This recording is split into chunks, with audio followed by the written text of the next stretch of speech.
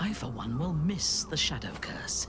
For all the pain it caused us, it did at least obscure the incessant sun.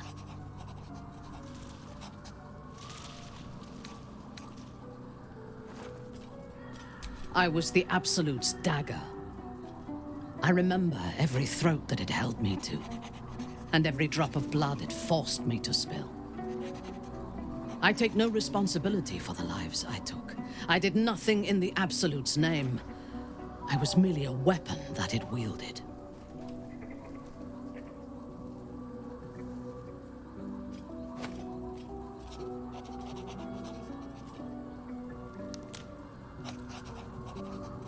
I would rather die than endure it again. The tadpole, the Absolute. They work together like a drug. I did not feel I was compelled to act against my will. I felt ecstatic to serve. Every action seemed a deliberate choice. The best choice. Even though I could no more have resisted its commands than flesh can resist decay.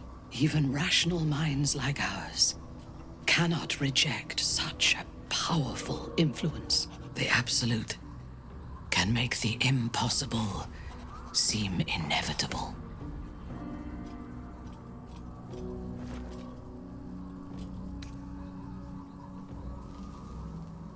A true soul came to my city preaching a message of togetherness, accompanied by 2 novices. Menzoberranzan is not fertile ground for such messages. I killed them and hanged their bodies in my garden.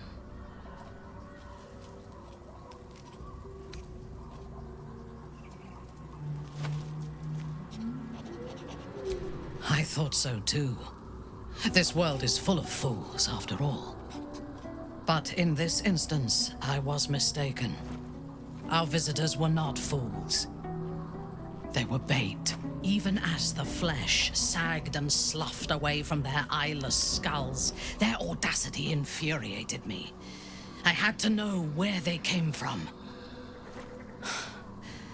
And whoever sent them was counting on my curiosity overcoming my caution.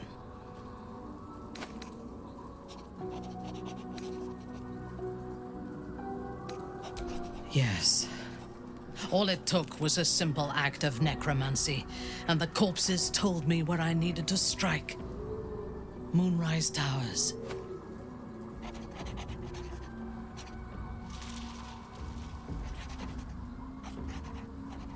It is never safe to point out my shortcomings, Iblith. But in this instance, you are correct. Moonrise is the site of my greatest failure. As it turned out, to my shame, I was defeated without even drawing my weapon. I came to Moonrise with a retinue of warriors and assassins, the best House Bainray had to offer. I expected a battle, but found a fully laden feast table and a welcome befitting a house matron. Ketheric expected us, expected me, and I fell for his flattery.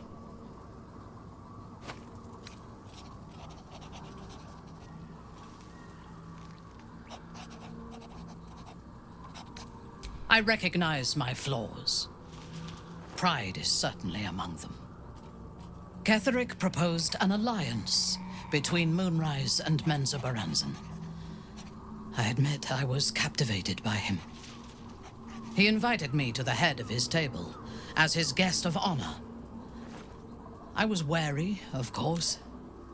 If I had been in his position, the food would have been poisoned. It was not the food I should have been wary of. It was the pale woman at the foot of the table. Orin the Red.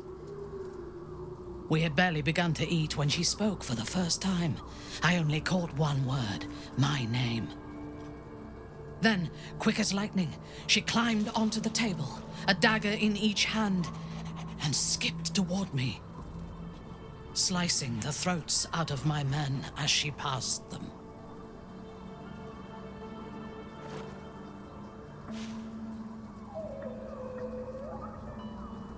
If it had been an option, I would have.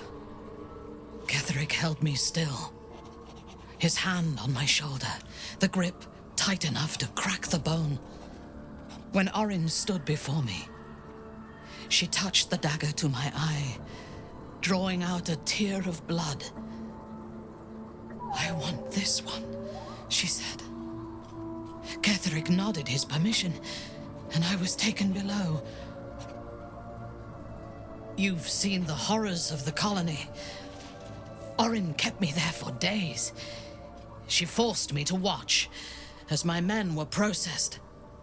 Some for food, others as thralls.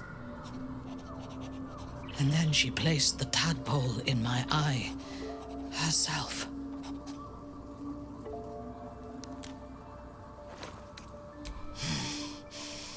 That is certain. You know the rest as well as I do.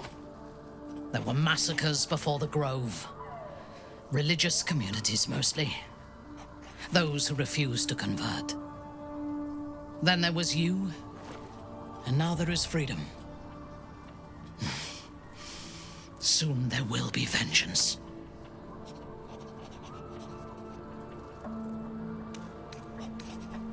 A disparate collection of vagabonds and strays. Did you have anyone particular in mind? It would have been better for us had she embraced Shah and claimed the power of the goddess. But it is better for Shadowheart to be free of that poisonous influence.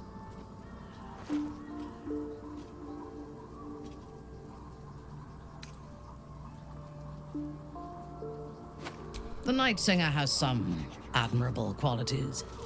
Far more than her insipid sister. But her followers are repressed.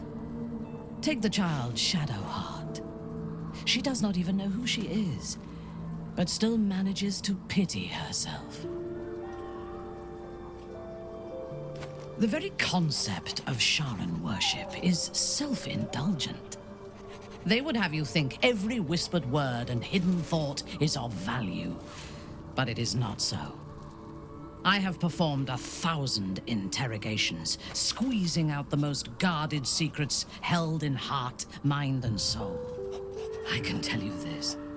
When the trivial parts have been whittled away and I have sifted through what remains, in most cases, a person amounts to nothing at all. I have never known anyone so ferocious and unassailable in battle, and yet so fragile and impermanent in their very being. I often think of mortality as a curse. In time, all that I am and all that I have known and learned will be lost. In time, our cities will be dust. Karlach does not seem to have such anxieties. Perhaps because she cannot afford to. She exists in the moment. And she will burn out and be gone in a moment. There is something very beautiful about that. She is intelligent, strong, and capable as both a leader and a fighter. An impressive woman. It is a shame that she devotes all of her talents and experience to the futile cause of the Harpers. Their devotion to preserving balance is pathetic.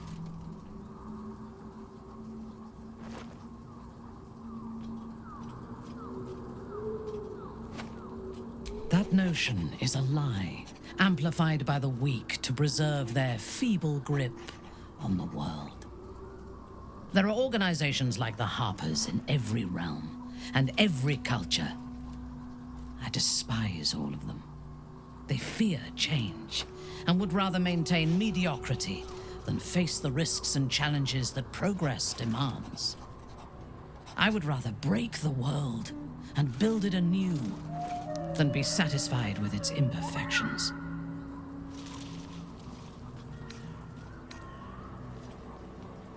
He is exceedingly self-righteous. Amusing, considering he bound himself to a devil.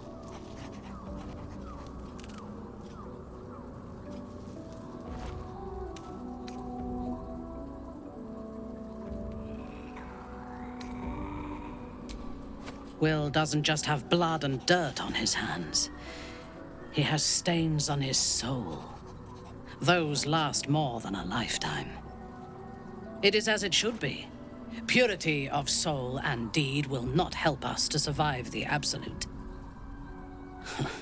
I would rather be allied with a warlock than the spoiled son of a noble who has more experience with diplomats than devils.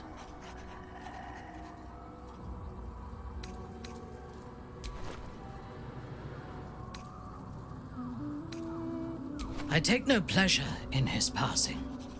Whatever faults he may have had, Ketheric was a great leader.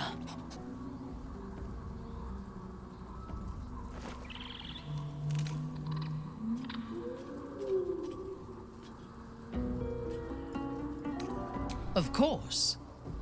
He ruled Moonrise for centuries. That in itself deserves respect. I believe he was an honorable man, but the gods used him as their plaything. First, Shah and her sister, then the three behind the Absolute. I sympathize.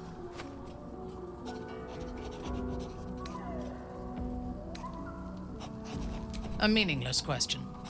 If he had killed us and conquered the Sword Coast, I would envy him. As it is, he lost, and I pity him. But I will never forgive him for handing me to Orin.